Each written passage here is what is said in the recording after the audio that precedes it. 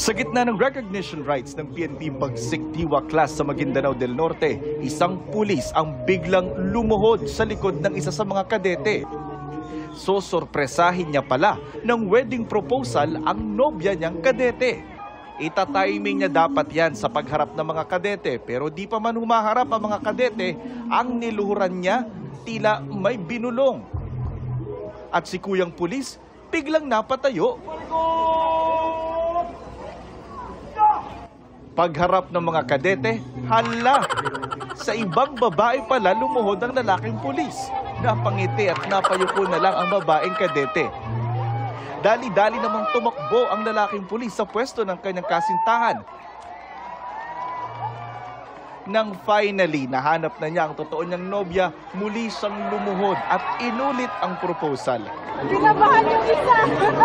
Naging comedy man ang romantic sanang proposal. Narongsan pala. Sumakses pa rin naman si Kuyang Pulis dahil nakamit niya ang matamis na yes.